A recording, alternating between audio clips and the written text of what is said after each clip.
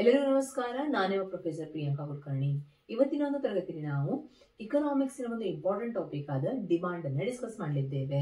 ನೋಡಿ, ನಾನು ನನ್ನ ಈ YouTube channel Kulkarni commerce class ಎನ್ನುವ ಯೂಟ್ಯೂಬ್ ಚಾನಲ್ ಕೆಸೆಟ್ ಮತ್ತು ನೆಟ್ಟಿನ ಪ್ರತಿಯೊಂದು ಚಾಪ್ಟರ್ ಇಂದ ಇಂಪಾರ್ಟೆಂಟ್ ಟಾಪಿಕ್ಸ್ ಅನ್ನ ಡಿಸ್ಕಸ್ ಮಾಡ್ತಾ ಇದ್ದೇನೆ. ಸೊ ಇವತ್ತಿನಿಂದ ನಾವೇನ್ ಮಾಡ್ತಾ ಇದ್ದೇವೆ ಅಂದ್ರೆ ಇಕನಾಮಿಕ್ಸ್ ಎನ್ನುವಂತ ಚಾಪ್ಟರ್ ನ ಡಿಸ್ಕಸ್ ಮಾಡ್ತಾ ಇದ್ದೇವೆ. ಇಕನಾಮಿಕ್ಸ್ ಅಲ್ಲಿ ತುಂಬಾ ಕ್ವಶನ್ಸ್ ನೀವು ನೋಡ್ತೀರಿ ನಿಮ್ಮ ನೆಟ್ ಸೆಟ್ ಎಕ್ಸಾಮ್ ಅಲ್ಲಿ. ಸೊ ಅದರಲ್ಲಿ ಯಾವ ಕೀ ಟಾಪಿಕ್ಸ್ ಇದೆ ಅದನ್ನು ನಾನು ಡಿಸ್ಕಸ್ ಮಾಡಿಸ್ತಾ ಇದ್ದೀನಿ. So first one is demand. Okay, demand ಅಂದ್ರೆ ಏನು? ಬೇಡಿಕೆ. ಹಾಗಾದ್ರೆ ಮೊದಲನೇದಾಗಿ ನಾವೇನು ಡಿಸ್ಕಸ್ ಮಾಡ್ತೀವಿ? ಡಿಮಾಂಡಿನ ಅರ್ಥ ಏನು, ಲಾ ಆಫ್ ಡಿಮಾಂಡ್ ಅಂದ್ರೆ ಏನು, ಇಲಾಸ್ಟಿಸಿಟಿ ಆಫ್ ಡಿಮಾಂಡ್ ಅಂದ್ರೆ ಏನು. ನೋಡಿ, ಮೊದಲನೇದಾಗಿ ಡಿಮಾಂಡ್ ಅಂದ್ರೆ ಏನು? ಬೇಡಿಕೆ. ಬೇಡಿಕೆ ಅಂದ್ರೆ ಯಾವುದೇ ಒಂದು ವಸ್ತುವನ್ನು ನಾವು ಪಡೆದುಕೊಳ್ಳಬೇಕು ಅಥವಾ ಖರೀದಿ ಮಾಡಬೇಕು ಅನ್ನುವಂತ ಆಸೆ ಇರುತ್ತೆ, ವಿಲ್ಲಿಂಗ್ನೆಸ್ ಇರುತ್ತೆ, ಅದ್ರ ಜೊತೆಗೆ ಖರೀದಿ ಮಾಡುವಂತ ಕೆಪಾಸಿಟಿ ಕೂಡ ಇರುತ್ತೆ. ಆಗ ಮಾತ್ರ ಅದನ್ನ ನಾವು ಬೇಡಿಕೆ ಅಂತ ಕರಿತೀವಿ. ನೋಡಿ, ನಮಗೆ ತುಂಬಾ ವಸ್ತುಗಳನ್ನ ಪರ್ಚೇಸ್ ಮಾಡಬೇಕು ಅನ್ನುವಂತ ಆಸೆ ಇರುತ್ತೆ, ಆಕಾಂಕ್ಷೆಗಳಿರುತ್ತೆ, ಬಟ್ ಅದನ್ನ ಪರ್ಚೇಸ್ ಮಾಡುವಂತ ಕೆಪಾಸಿಟಿ ಇಲ್ಲ, ಅದನ್ನ ಪಡೆದುಕೊಳ್ಳುವಂತಹ ಕೆಪಾಸಿಟಿ ಅಥವಾ ಇನ್ಕಮ್ ಲೆವೆಲ್ ಇಲ್ಲ ಅಂದ್ರೆ ಅದನ್ನ ನಾವೇನಂತ ಕರೆಯಕ್ಕಾಗಲ್ಲ, ಬೇಡಿಕೆ ಅಂತ ಕರೆಯೋದಕ್ಕೆ ಆಗೋದಿಲ್ಲ. So first of all, what do you mean by demand? Demand refers to the quantity of a commodity a consumer is willing and able to purchase. ಎರಡು ಶಬ್ದಗಳನ್ನು ಏನೇನು ಬಿಟ್ಕೊಳ್ತೀರಾ ನೀವು ಇಲ್ಲಿ? Willingness and ability. Okay, willingness and ability to pay. Very important. Why? Because you may be having willingness but you are not having ability to pay. Means that particular want or that particular need is not called as demand. ಅದನ್ನ ನಾವು need ಅಥವಾ want ಅನ್ನ demand ಅಂತ consider ಮಾಡೋಕೆ ಸಾಧ್ಯ ಇಲ್ಲ. ಯಾಕಂದ್ರೆ demand ಯಾವಾಗಲೂ ವಿಲ್ಲಿಂಗ್ನೆಸ್ ಮತ್ತೆ ಅಬಿಲಿಟಿ ಟು ಪೇ ಎರಡೂ ಒಟ್ಟಿಗೆ ಬಂದಾಗ ಮಾತ್ರ ಸಾಧ್ಯ ಆಗುತ್ತೆ. ಓಕೆ, ಇದು simple meaning. Two important words, key words are ability and willingness to pay. Okay, next, it does not a desire, it includes ability and willingness. ಇದನ್ನ ನೆನಪಿಟ್ಕೊಳ್ಳಿ, ಇದು ಒಂದು ಕೇವಲ ಆಸೆ ಆಗಿರೋದಿಲ್ಲ, ಡಿಸೈರ್ ಆಗಿರೋದಿಲ್ಲ, ಆದ್ರೆ ವಿಲ್ಲಿಂಗ್ನೆಸ್ ಮತ್ತೆ ಅಬಿಲಿಟಿ ಟು ಪೇ ಇರಲೇಬೇಕಾಗುತ್ತೆ. Then what do you mean by law of demand? Law of demand ಅಂದ್ರೆ ಏನು? ಲಾ ಆಫ್ ಡಿಮಾಂಡ್ ಅಲ್ಲಿ ಏನ್ ಎಕ್ಸ್ಪ್ಲೈನ್ ಮಾಡ್ತಾರೆ ನೋಡಿ. ಮೊದಲನೇದಾಗಿ ಯಾವುದೇ ಒಂದು ನಿಯಮ ಆಗಿದ್ರು ಅದನ್ನ ನಾವು ಬಹಾಟ್ ಮಾಡಿದ್ರೆ ಅಥವಾ ಅದನ್ನು ತುಂಬಾ ನಾವು ಏನ್ ಮಾಡ್ತೀವಿ, ಮೆಮರೈಸ್ ಮಾಡ್ಕೊಳ್ಳೋಕೆ ಟ್ರೈ ಮಾಡಿದ್ರೆ ಅದು ನೆನ್ಕೊಳ್ಳೋದಿಲ್ಲ. ನೀವೇನ್ ಮಾಡ್ಬೇಕಾಗತ್ತೆ, ಅದನ್ನ ತಿಳ್ಕೊಳ್ಬೇಕಾಗತ್ತೆ. To remember that particular concept. ನೋಡಿ, ನಿಮ್ಗೆ ಗೊತ್ತು, ಸಿಂಪಲ್ ಆಗಿ ಮಾರ್ಕೆಟ್ ಅನ್ನು ನಾವು ಅಬ್ಸರ್ವ್ ಮಾಡಿದಾಗ ಯಾವಾಗ ವಸ್ತುಗಳಿಗೆ ಬೇಡಿಕೆ ಹೆಚ್ಚಾಗುತ್ತೋ ಬೆಲೆ ಕಡಿಮೆ ಆಗುತ್ತೆ, ಬೆಲೆ ಜಾಸ್ತಿ ಆದಾಗ ಬೇಡಿಕೆ ಕಡಿಮೆ ಆಗುತ್ತೆ. ಇನ್ವರ್ಸ್ ರಿಲೇಶನ್ಶಿಪ್ ಇದೆ, ಹೌದಾ? ಅಂದ್ರೆ ಒಂದೇ ಡೈರೆಕ್ಷನ್ ಅಲ್ಲಿ ಇವೆರಡು ನಡೀತಾ ಇಲ್ಲ. ಇದನ್ನ ಬಿಟ್ಕೊಳ್ಳಿ, ಬೇಡಿಕೆ ಅನ್ನೋದು, ಲಾ ಆಫ್ ಡಿಮಾಂಡ್ ಅನ್ನೋದು ಇನ್ವರ್ಸ್ ರಿಲೇಶನ್ಶಿಪ್ ಇದೆ. ಅಂದ್ರೆ ಏನು, ಒಂದೇ ಡೈರೆಕ್ಷನ್ ಅಲ್ಲಿ ಹೋಗ್ತಾ ಇಲ್ಲ. ನೋಡಿ, other things being equal. Other things being equal ಅಂದ್ರೆ ಬೇರೆ ಎಲ್ಲ ಅಂಶಗಳು ಯಾವುದೇ ರೀತಿ ಚೇಂಜಸ್ ಇಲ್ಲದೆ ಇದ್ದಾಗ. ಬೇರೆ ಅಂಶಗಳು ಅಂದ್ರೆ ಏನು? ಇಲ್ಲಿ ಎರಡು ಅಂಶಗಳನ್ನು ಕನ್ಸಿಡರ್ ಮಾಡ್ತಾ ಇದೀವಿ, ಒಂದು ಪ್ರೈಸ್, ಇನ್ನೊಂದು ಕ್ವಾಂಟಿಟಿ ಡಿಮಾಂಡೆಡ್. ಈ ಎರಡು ಅಂಶಗಳನ್ನ ಬಿಟ್ಟು ಉಳಿದೆಲ್ಲ ಅಂಶಗಳು ಫಿಕ್ಸ್ ಆಗಿದೆ, ಅದರಲ್ಲಿ ಯಾವುದೇ ರೀತಿಯ ಪರಿಣಾಮ ಆಗ್ತಾ ಇಲ್ಲ ಅಂತ ಹೇಳ್ತಾ ಇದೀವಿ ನಾವು. Okay, other things being equal as a price of goods falls. Price ಕಡಿಮೆ ಆದ ಹಾಗೆ, ವಸ್ತುವಿನ ಬೆಲೆ ಕಡಿಮೆ ಆದ ಹಾಗೆ ದ ಕ್ವಾಂಟಿಟಿ ಡಿಮಾಂಡೆಡ್ ರೈಸಸ್. ಹೌದಾ? ಸಿಂಪಲ್ ಆಗಿದೆ. ಇದು ಯಾವುದೋ ಒಂದು ದೊಡ್ಡ ನಿಯಮ, ಲಾ ಆಫ್ ಡಿಮಾಂಡ್ ಅಂತ ನೀವು ಡಿಸ್ಕಸ್ ಮಾಡಿದಾಗ ನಿಮಗೆ ಏನ್ ಅನ್ಸುತ್ತೆ ಹೇಳಿ? ಓ, ಏನೋ ಒಂದು ದೊಡ್ಡ ವಿಷಯ ಆಗಿರ್ಬೋದು ಅಂತ. ಹೌದಾ? PU ಅಲ್ಲಿ ಇದ್ದಾಗ, PUC ಫಸ್ಟ್ ಇಯರ್ ಅಲ್ಲಿ first time law of demand ಅಂತ ನಿಮಗೆ ಇಂಟ್ರೊಡ್ಯೂಸ್ ಆದಾಗ, ಓ, ಏನೋ ಒಂದು ದೊಡ್ಡ ಲಾ ಅಂತ ನೀವು ಅದನ್ನ ನೋಡ್ತೀರಾ. ಬಟ್ ನಿಮಗೆ ಅದನ್ನ ಒಂದ್ಸಲ ತಿಳ್ಕೊಂಡ್ಮೇಲೆ ಅರ್ಥ ಆಗುತ್ತೆ, ಇಲ್ಲಿ ಯಾವುದೇ ರೀತಿಯ ದೊಡ್ಡ ಲಾ ಅನ್ನೋದಿಲ್ಲ, ಇದು ಕಾಮನ್ ಸೆನ್ಸ್. ಹೌದಾ? ಕಾಮನ್ ಸೆನ್ಸ್ ಏನ್ ಹೇಳ್ತಾ ಇದೆ ಹೇಳಿ? ಯಾವಾಗ ವಸ್ತುಗಳ ಬೆಲೆ ಕಡಿಮೆ ಆಗುತ್ತೆ, when price of the commodity falls, quantity demanded rises and vice versa. ಹೌದಾ? ಸೊ ಇಲ್ಲಿ other things being equal as a price of a goods fall. ಹೌದಾ? ವಸ್ತುವಿನ ಬೆಲೆ ಕಡಿಮೆ ಆದ ಹಾಗೆ ದ ಕ್ವಾಂಟಿಟಿ ಡಿಮಾಂಡೆಡ್ ರೈಸಸ್. ವಸ್ತುವಿನ ಒಂದು ಬೇಡಿಕೆ ಜಾಸ್ತಿ ಆಗುತ್ತೆ. And the price rises, price rise ಆದಾಗೆ ಕ್ವಾಂಟಿಟಿ ಡಿಮಾಂಡೆಡ್ ಕಡಿಮೆ ಆಗುತ್ತೆ. ಓಕೆನಾ? ಇಷ್ಟೇ inverse relationship between price and quantity demanded. ಇದನ್ನ ನೆನ್ಬಿಟ್ಕೊಳ್ಳಿ. ಬೇರೆ ನಾನು ಹೇಳಿದೆ ನಿಮಗೆ, ಮೀನಿಂಗ್ ಆಫ್ ಡಿಮಾಂಡ್ ಅಲ್ಲಿ ಎರಡು ಒಂದು ಕೀವರ್ಡ್ಸ್ ನೆನ್ಪಿಟ್ಕೊಳ್ಬೇಕು ಅಂತ ಹೇಳಿದ್ರೆ, ಒಂದು willingness and ability to pay. ಅದೇ ರೀತಿ ಲಾ ಆಫ್ ಡಿಮಾಂಡ್ ಅಲ್ಲಿ ಏನ್ ನೆನ್ಪಿಟ್ಕೊಳ್ತೀರಾ? Quantity demanded and price, there is a inverse relationship. Inverse relationship ಅಂದ್ರೆ ಏನು? ಪ್ರೈಸ್ ರೈಸ್ ಆದಾಗ ಕ್ವಾಂಟಿಟಿ ಡಿಮಾಂಡೆಡ್ ಫಾಲ್ ಆಗುತ್ತೆ. ಹೌದಾ? ವಿರುದ್ಧವಾದ ಒಂದು ರಿಲೇಶನ್ಶಿಪ್ ಇದೆ, ಇನ್ವರ್ಸ್ ರಿಲೇಶನ್ಶಿಪ್ ಇದೆ. This is simple law of demand. ಅರ್ಥ ಆಯ್ತಾ? ಎರಡು ವಿಷಯಗಳನ್ನ ಕವರ್ ಮಾಡಿದ್ವಿ. Third one exceptions to the law of demand. ನಾ ಹೇಳಿದ ಹಾಗೆ ಅದರ್ ಥಿಂಗ್ಸ್ ಬೀಯಿಂಗ್ ಈಕ್ವಲ್ ಅಂತ ಒಂದು ಶಬ್ದವನ್ನು ಯೂಸ್ ಮಾಡಿದ್ವಿ ನಾವು. ಅಂದ್ರೆ ಬೇರೆ ಎಲ್ಲ ವಿಷಯಗಳು ಫಿಕ್ಸ್ ಆಗಿದ್ದಾಗ ಅಥವಾ ಚೇಂಜ್ ಆಗಿರದೇ ಇದ್ದಾಗ ಲಾ ಆಫ್ ಡಿಮಾಂಡ್ ವರ್ಕ್ ಆಗುತ್ತೆ. ಬಟ್ ಕೆಲವೊಂದು ವಿಷಯಗಳಲ್ಲಿ ದೇರ್ ಈಸ್ ಅ ಎಕ್ಸೆಪ್ಷನ್. ಕೆಲವೊಂದು ವಿಷಯಗಳಲ್ಲಿ ಎಕ್ಸೆಪ್ಷನ್ಸ್ ಇದೆ. ಆ ಒಂದು ಎಕ್ಸೆಪ್ಷನ್ಸ್ ಯಾವ್ಯಾವುದು? ಓಕೆ, ಎಕ್ಸೆಪ್ಷನ್ಸ್ ಅಲ್ಲಿ ಬಂದಾಗ ಫಸ್ಟ್ ಒನ್ ನಾವೇನಂತೀವಿ ಗಿಫೆನ್ ಗೂಡ್ಸ್. ಓಕೆನಾ, ಎಕ್ಸೆಪ್ಷನ್ಸ್ ಅಂತ ಬಂದಾಗ ನೋಡಿ Giffen goods and second one Veblen goods and third one future expectations and fourth one goods required for survival. ಇಲ್ಲಿ ನಾವು ಬೇರೆ ಬೇರೆ ಅಂಶಗಳನ್ನ ಕವರ್ ಮಾಡ್ತೀವಿ. So exceptions to law of demand ಅಂತ ಬಂದಾಗ ನೋಡಿ ಮೊದಲನೇ ಅಂಶ ಏನ್ ಬರುತ್ತೆ, ಗಿಫೆನ್ ಗೂಡ್ಸ್. ಗಿಫೆನ್ ಗೂಡ್ಸ್ ಅಂದ್ರೆ ಏನು, ಇದರ ಅರ್ಥ ಏನು ನೋಡಿ. From the point of view of your NET SET exam these exceptions are very very important. ಯಾಕಂದ್ರೆ ಇಲ್ಲಿನ ಕ್ವಶನ್ಸ್ ಬರುತ್ತೆ. ಈಗ ಗಿಫೆನ್ ಗೂಡ್ಸ್ ಅಂದ್ರೆ ಅರ್ಥ ಏನು, ಗಿಫೆನ್ ಗೂಡ್ಸ್ ಅಲ್ಲಿ ಯಾಕೆ ಎಕ್ಸೆಪ್ಷನ್ಸ್ ಅಂದ್ರೆ ಲಾ ಆಫ್ ಡಿಮಾಂಡ್ ವರ್ಕ್ ಆಗೋದಿಲ್ಲ ಅಂತ ನಾವು ನೋಡಬೇಕು. ನೋಡಿ, poor quality, low quality, inferior food item that poor people consume at large quantity. Giffen goods ಅಂದ್ರೆ ಏನು ಗೊತ್ತಾ, ಕೆಲವೊಂದು food items, for example rice ಆಗಿರ್ಬೋದು, ರಾಗಿ, ನವಣೆ. ಹೌದಾ, ಮೊದಲು ನಾವೇನಿದ್ವಿ ಜೋಳ, ರಾಗಿ ಇದೆಲ್ಲ ಏನಿತ್ತು ಅಂದ್ರೆ ಬಡವರು ತಿನ್ನುವಂತ ಆಹಾರ ಆಗಿತ್ತು. ಹೌದಾ, ಆದ್ರೆ ಈಗ ಏನಾಗಿದೆ ಹೇಳಿ, ಗ್ಲುಟನ್ ಫ್ರೀ ಆಗಿ ಅದನ್ನು ಕೂಡ ಅದರ ಪ್ರೈಸ್ ಕೂಡ ರೈಸ್ ಆಗ್ತಾ ಇದೆ. ಯಾಕಂದ್ರೆ ಡಯಟ್ ಅಲ್ಲಿ ಅಕ್ಕಿಗಿಂತ ಜಾಸ್ತಿ ಜೋಳ ಮತ್ತು ನವಣೆ, ರಾಗಿ ಇದಕ್ಕೆ ಜಾಸ್ತಿ ಇಂಪಾರ್ಟೆನ್ಸ್ ಬಂದಿದೆ ಅಕ್ಕಿ ಮತ್ತೆ ಗೋಧಿಗಿಂತ. ಇಲ್ಲಿ ಗಿಫೆನ್ ಗೂಡ್ಸ್ ಅಂದ್ರೆ ಏನಂದ್ರೆ ಇಂತಹ ಫುಡ್ ಐಟಮ್ಸ್, ಓಕೆ, ಕೆಲವೊಂದು ಫುಡ್ ಐಟಮ್ಸ್ ಪ್ರೈಸ್ ರೈಸ್ ಆಗಲಿ ಪ್ರೈಸ್ ಲೋ ಆಗಲಿ ಅದನ್ನ ಪರ್ಚೇಸ್ ಮಾಡಲೇಬೇಕಾಗತ್ತೆ. Okay, so Giffen goods are those inferior quality, poor quality food items. ಇಲ್ಲಿ ಏನಾದ್ರೆ poor quality, inferior quality food items that poor purchase in large quantity. Poor people ಏನ್ ಮಾಡ್ತಾರೆ, ಅದನ್ನ large ಕ್ವಾಂಟಿಟಿಯಲ್ಲಿ purchase ಮಾಡ್ತಾರೆ. ಯಾಕಂದ್ರೆ ಅವರು ಬೇರೆ ಬೇರೆ ವಸ್ತುಗಳನ್ನ ಪರ್ಚೇಸ್ ಮಾಡೋದಿಲ್ಲ. ಫಾರ್ ಎಕ್ಸಾಂಪಲ್, ಅವರು ರಾಗಿಯನ್ನ ಅಷ್ಟೇ ಪರ್ಚೇಸ್ ಮಾಡ್ತಾರೆ ಅಥವಾ ಅಕ್ಕಿಯನ್ನ ಅಷ್ಟೇ ಪರ್ಚೇಸ್ ಮಾಡ್ತಾರೆ. ಅದ್ರ ಜೊತೆಗೆ ಮೀಟ್, ಮಾಂಸ ಆಗಿರ್ಬೋದು, ಅದ್ರ ಜೊತೆಗೆ ವೆಜಿಟೇಬಲ್ಸ್ ಆಗಿರ್ಬೋದು, ಬೇರೆ ಬೇರೆ ವಸ್ತುಗಳಿಗೆ ಅವರು ಪ್ರಿಫರೆನ್ಸ್ ಕೊಡ್ತಾ ಇಲ್ಲ. ಓಕೆ, ಪುವರ್ ಕ್ವಾಲಿಟಿಯ ಒಂದು ಫುಡ್ ಐಟಮ್ ಅನ್ನು ಅವರು ಪರ್ಚೇಸ್ ಮಾಡ್ತಾ ಇದ್ದಾರೆ. ಇದರಲ್ಲಿ ಲಾ ಆಫ್ ಡಿಮಾಂಡ್ ಯಾಕೆ ವರ್ಕ್ ಆಗೋದಿಲ್ಲ, ಎಕ್ಸೆಪ್ಷನ್ಸ್ ಯಾಕೆ ಆಗುತ್ತೆ, ಇಲ್ಲಿ ಪ್ರೈಸ್ ರೈಸ್ ಆದ್ರೂ ಕೂಡ ಅದನ್ನ ಅವರು ಹೆಚ್ಚಿನ ಕ್ವಾಂಟಿಟಿಯಲ್ಲಿಯೇ ಪರ್ಚೇಸ್ ಮಾಡ್ತಾರೆ ಹೊರತಾಗಿ ಬೇರೆ ವಸ್ತುಗಳಿಗೆ ಸಬ್ಸ್ಟಿಟ್ಯೂಟಿಗೆ ಅವರು ಶಿಫ್ಟ್ ಆಗೋದಿಲ್ಲ ಅಥವಾ ಸ್ವಿಚ್ ಆಗೋದಿಲ್ಲ.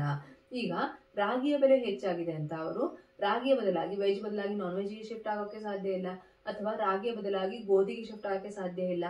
S, they are purchasing more quantity of same product.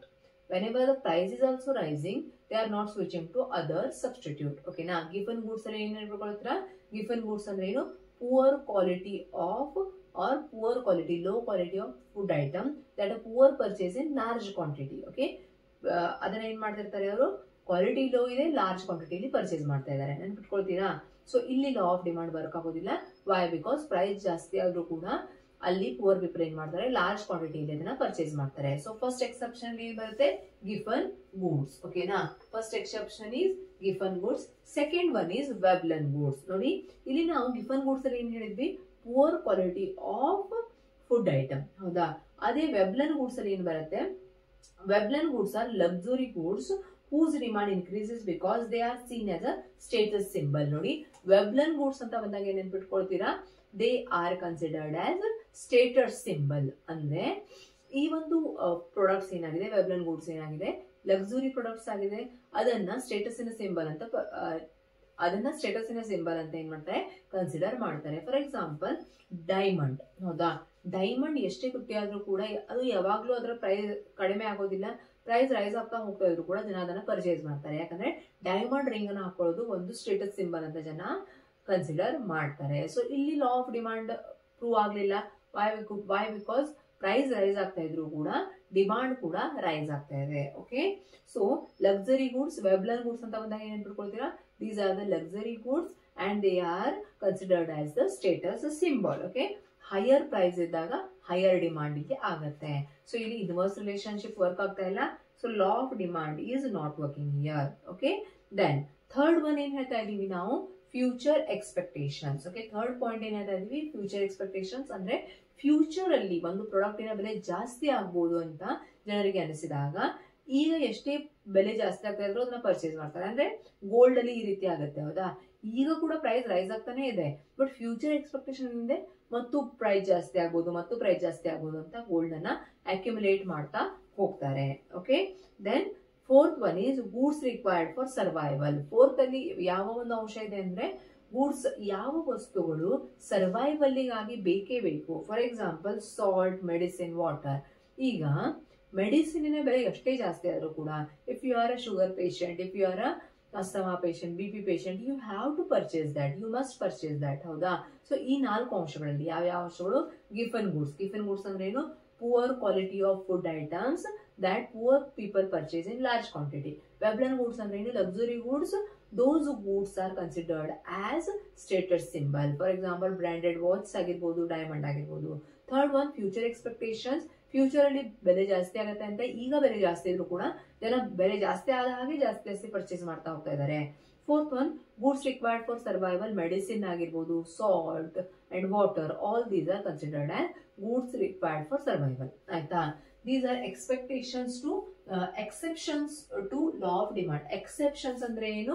ನಾವೇನಂತೀವಿ, ಇದು ಲಾ ಆಫ್ ಡಿಮಾಂಡ್ ಇಲ್ಲಿ ವರ್ಕ್ ಆಗೋದಿಲ್ಲ ಅಂತ. Okay, fourth one, price elasticity of demand. ನೋಡಿ, ಟೈಪ್ಸ್ ಆಫ್ ಇಲಾಸ್ಟಿಸಿಟಿ ಬರುತ್ತೆ. ಪ್ರೈಸ್ ಇಲಾಸ್ಟಿಸಿಟಿ ಆಫ್ ಡಿಮಾಂಡ್ ಅಂದ್ರೆ ಏನು? ಪ್ರೈಸ್ ಅಲ್ಲಿ ಆಗುತ್ತಿರುವಂತಹ ಬದಲಾವಣೆಯಿಂದ ಒಂದು ಡಿಮಾಂಡಿನ ಮೇಲೆ ಎಷ್ಟರ ಮಟ್ಟಿಗೆ ಪರಿಣಾಮ ಬೀರ್ತಾ ಇದೆ. ಅಂದ್ರೆ ಪ್ರೈಸ್ ಅಲ್ಲಿ ಸ್ವಲ್ಪ ಬದಲಾವಣೆ ಆದ್ರೆ ಡಿಮಾಂಡ್ ಅಲ್ಲಿ ಜಾಸ್ತಿ ಬದಲಾವಣೆ ಆಗ್ತಾ ಇದೆಯಾ? ಪ್ರೈಸ್ ಅಲ್ಲಿ ಆಗ್ತಾ ಇರುವಂತಹ ಬದಲಾವಣೆ ಮತ್ತೆ ಡಿಮಾಂಡ್ ಅಲ್ಲಿ ಆಗ್ತಾ ಇರುವಂತಹ ಬದಲಾವಣೆ ಈಕ್ವಲ್ ಆಗಿದೆಯಾ? ಅಥವಾ ಪ್ರೈಸ್ ಅಲ್ಲಿ ಸ್ವಲ್ಪ ಬದಲಾವಣೆ ಆದ್ರೆ ಡಿಮಾಂಡ್ ಅಲ್ಲಿ ಜಾಸ್ತಿ ಬದಲಾವಣೆ ಆಗ್ತಾ ಇದೆಯಾ? ಈ ಎಲ್ಲ ಅಂಶಗಳನ್ನು ನಾವು ಪ್ರೈಸ್ ಇಲಾಸ್ಟಿಸಿಟಿ ಆಫ್ ಡಿಮಾಂಡ್ ಅಲ್ಲಿ ಕನ್ಸಿಡರ್ ಮಾಡ್ತೀವಿ. ಸೊ ಇವಾಗ ನೆಕ್ಸ್ಟ್ ಪಾಯಿಂಟ್ ನಾವೇ ಡಿಸ್ಕಸ್ ಮಾಡ್ತಾ ಇದೀವಿ. ಪ್ರೈಸ್ ಇಲಾಸ್ಟಿಸಿಟಿ ಆಫ್ ಡಿಮಾಂಡ್ ಅಂದ್ರೆ ಏನು, ಟೈಪ್ಸ್ ಯಾವ್ಯಾವ್ದು ಬರುತ್ತೆ, ಅದೇ ರೀತಿ ಫ್ಯಾಕ್ಟರ್ಸ್ ಅಫೆಕ್ಟಿಂಗ್ ಇಲಾಸ್ಟಿಸಿಟಿ. ಇಲಾಸ್ಟಿಸಿಟಿಲಿ ಈ ಮೂರನ್ನ ಡಿಸ್ಕಸ್ ಮಾಡಬೇಕು. ಸೊ ಪ್ರೈಸ್ ಇಲಾಸ್ಟಿಸಿಟಿ ಅಂದ್ರೆ ಏನು ನೋಡಿ, ಒಂದು ಪ್ರೈಸ್ ಅಲ್ಲಿ ಆಗ್ತಾ ಇರುವಂತಹ ಚೇಂಜ್ ಇಂದ ಕ್ವಾಂಟಿಟಿ ಡಿಮಾಂಡೆಡ್ ಅಲ್ಲಿ ಯಾವ ರೀತಿ ಚೇಂಜ್ ಆಗುತ್ತೆ ಅನ್ನೋದನ್ನ ತೋರಿಸುವುದೇ price elasticity of demand. Okay, ಈಗ ಫಾರ್ ಎಕ್ಸಾಂಪಲ್ 1% ಪ್ರೈಸ್ ಅಲ್ಲಿ ಚೇಂಜ್ ಆದ್ರೆ 1% ಡಿಮಾಂಡ್ ಅಲ್ಲಿ ಚೇಂಜ್ ಆಗ್ತಾ ಇದೆಯಾ, ಅಥವಾ 1% ಚೇಂಜ್ ಆದ್ರೆ 5% ಚೇಂಜ್ ಆಗ್ತಾ ಇದೆಯಾ? ಸೊ ಆ ಒಂದು ರಿಲೇಶನ್ಶಿಪ್ ಅನ್ನ ಎಕ್ಸ್ಪ್ಲೈನ್ ಮಾಡೋದು price elasticity of demand. So it measures how much quantity demanded of goods response, ಯಾವ ರೀತಿ ಅದು ಪ್ರತಿಕ್ರಿಯಿಸ್ತಾ ಇದೆ, ಓಕೆ, ಅನ್ನೋದನ್ನ ಎಕ್ಸ್ಪ್ಲೈನ್ ಮಾಡೋದೇ price elasticity of demand. Okay, price elasticity of demand ಅನ್ನ ಯಾವ ರೀತಿ ಕ್ಯಾಲ್ಕುಲೇಟ್ ಮಾಡ್ತಾರೆ ನೋಡಿ. Price elasticity of demand, elasticity of demand is equal to, ನಾನು ಹೇಳಿದ ಹಾಗೆ ನಾನು ಶಬ್ದಗಳಲ್ಲಿ ಅಥವಾ ವರ್ಡ್ಸ್ ಅಲ್ಲಿ ಏನ್ ಹೇಳಿದ್ನೋ ಅದನ್ನೇ ಇಲ್ಲಿ ನಾನು ಫಾರ್ಮುಲಾ ರೂಪದಲ್ಲಿ ಬರೀತಾ ಇದ್ದೇನೆ. Percentage of change in, okay, change in quantity demanded, ಹೌದಾ? Quantity demanded for what? Percentage of change in price, change in price. ಇವಾಗ ನಾನು ನಿಮಗೆ ವರ್ಡ್ಸ್ ಅಲ್ಲಿ ಎಕ್ಸ್ಪ್ಲೈನ್ ಮಾಡಿದೆ. ಒಂದು, ಕ್ವಾಂಟಿಟಿಯಲ್ಲಿ ಯಾವುದೇ ಒಂದು ವಸ್ತುವಿನ ಕ್ವಾಂಟಿಟಿಯಲ್ಲಿ ಎಷ್ಟು ಚೇಂಜ್ ಆಗುತ್ತೆ, ಯಾವುದರಿಂದ? ಚೇಂಜ್ ಇನ್ ಪ್ರೈಸ್, ಬೆಲೆಯಲ್ಲಿ ಆಗುತ್ತಿರುವ ಬದಲಾವಣೆಯಿಂದ. ಅದನ್ನೇ ನಾವು ಪ್ರೈಸ್ ಇಲಾಸ್ಟಿಸಿಟಿ ಆಫ್ ಡಿಮಾಂಡ್ ಅಂತ ಕರಿತೀವಿ. ಓಕೆನಾ? ಹಾಗಾದ್ರೆ ಯಾವ ಯಾವ ಟೈಪ್ಸ್ ಬರುತ್ತೆ ಪ್ರೈಸ್ ಇಲಾಸ್ಟಿಸಿಟಿ ಆಫ್ ಡಿಮಾಂಡ್ ಅಲ್ಲಿ ನೋಡಿ. ಈಸಿಯಾಗಿ ಹೇಳ್ತೀನಿ, ನೆನ್ಪಿಟ್ಕೊಳ್ಬೇಕು ಟೈಪ್ಸ್ ಅನ್ನ. ಫಸ್ಟ್ ಒನ್, ಓಕೆ, ಇಲ್ಲಿ ಟೋಟಲ್ ಆಗಿ ನಮಗೆ 5 ಟೈಪ್ಸ್ ಬರ್ತಾ ಇದೆ. First one, perfectly elastic. Very easy ನೋಡಿ, ನನ್ನ ಜೊತೆಗೆ ನೀವು ನೆನ್ಪಿಟ್ಕೊಳ್ತಾ ಹೋಗಿ. Perfectly elastic, okay, then perfectly inelastic, then unitary elastic, relatively elastic,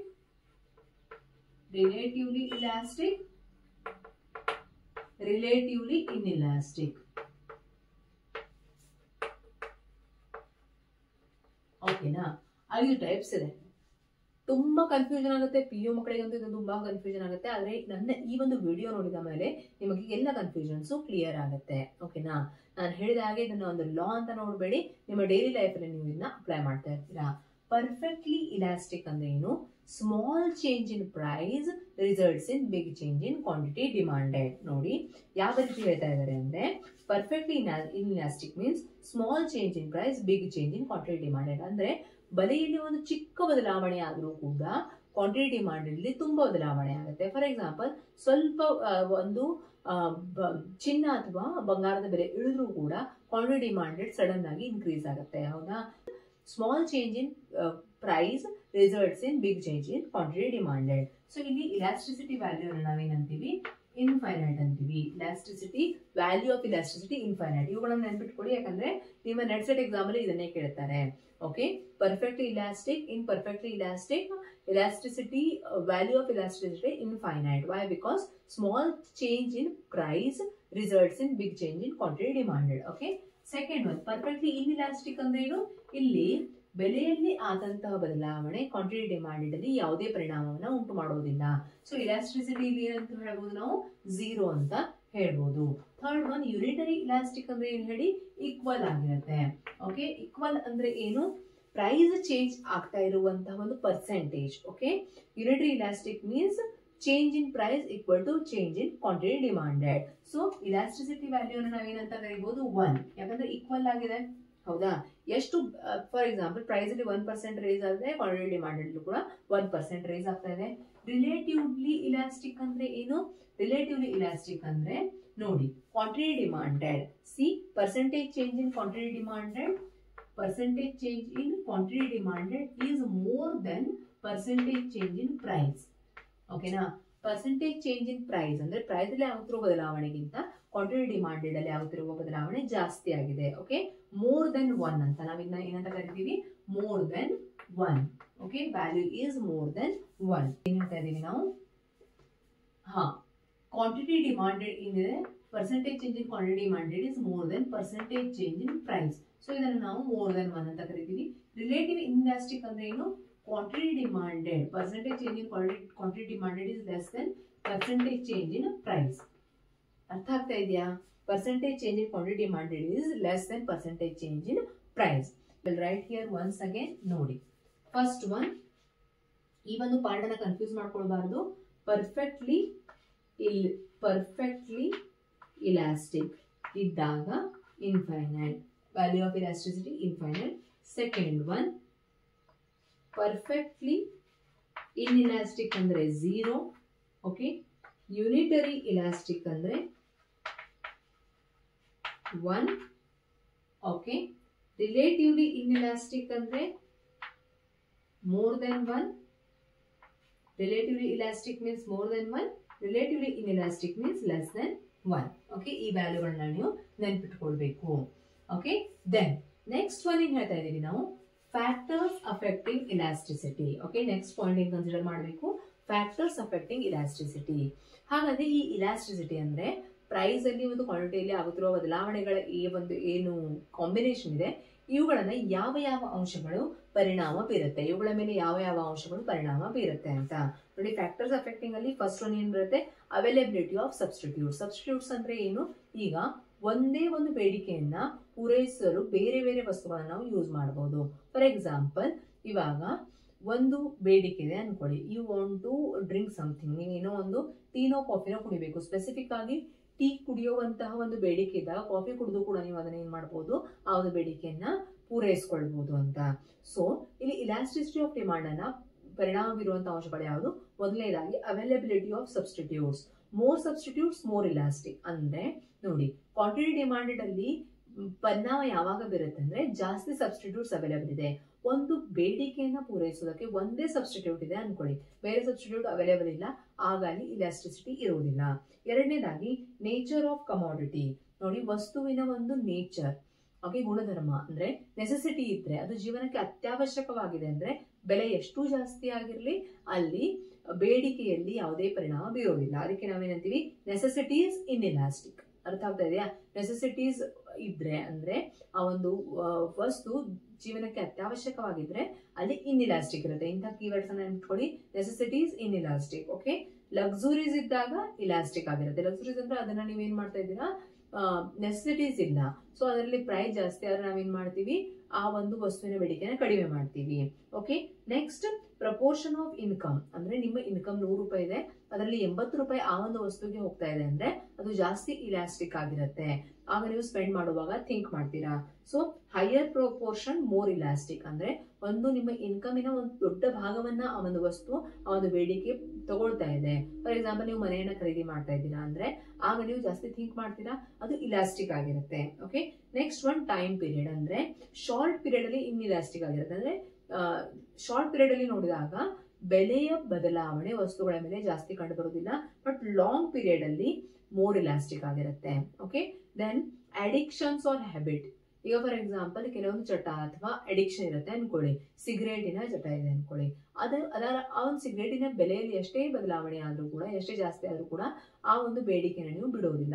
so addiction ಅಲ್ಲಿ ಇನ್ಇಲಾಸ್ಟಿಕ್ ಅಂತ ನಾವು ಹೇಳ್ಬೋದು. ನೋಡಿ, ಈ ಒಂದು ಪಾರ್ಟ್ ತುಂಬಾ important from the point of your NET SET exam. ಯಾವ ಪಾಯಿಂಟ್ಸ್ ಇಂಪಾರ್ಟೆಂಟ್ ಅಂತ ಹೇಳಿದೆ ನನಗೆ ಇಲ್ಲಿ ಟೈಪ್ಸ್ ಆಫ್ ಇಲಾಸ್ಟಿಸಿಟಿಯಲ್ಲಿ ಹೇಳಿದೆ. Perfectly elastic, perfectly inelastic, values infinity, less than 1, more than 1, 0 ಇವುಗಳನ್ನು ನೆನ್ಪಿಟ್ಕೊಳ್ಬೇಕು. ಅದೇ ರೀತಿ ಫ್ಯಾಕ್ಟರ್ಸ್ ಅಫೆಕ್ಟಿಂಗ್ ಇಲಾಸ್ಟಿಸಿಟಿಯಲ್ಲಿ ಏನೇನು ನೆನ್ಪಿಟ್ಕೊಳ್ತೀರಾ?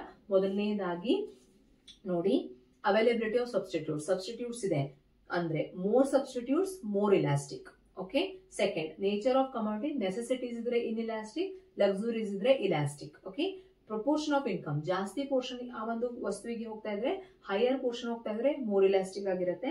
ಟೈಮ್ ಪೀರಿಯಡ್ ಅಲ್ಲಿ longer period more elastic. Okay, addiction ಅಂತಹ ವಸ್ತುಗಳಿದ್ರೆ ಅಂದ್ರೆ ಯಾವುದೇ ಒಂದು ವಸ್ತು ಹ್ಯಾಬಿಟ್ ಇದ್ರೆ, ಹ್ಯಾಬಿಚುಯೇಟೆಡ್ ಇದ್ರೆ ಅಲ್ಲಿ ಇಲಾಸ್ಟಿಸಿಟಿ ಇನ್ಇಲಾಸ್ಟಿಕ್ ಆಗಿರುತ್ತೆ. ಅಂದ್ರೆ ಎಷ್ಟೇ ಬೆಲೆ ಜಾಸ್ತಿ ಆದ್ರೂ ಕೂಡ ವಸ್ತುಗಳನ್ನ ಜನ ಪರ್ಚೇಸ್ ಮಾಡ್ತಾರೆ.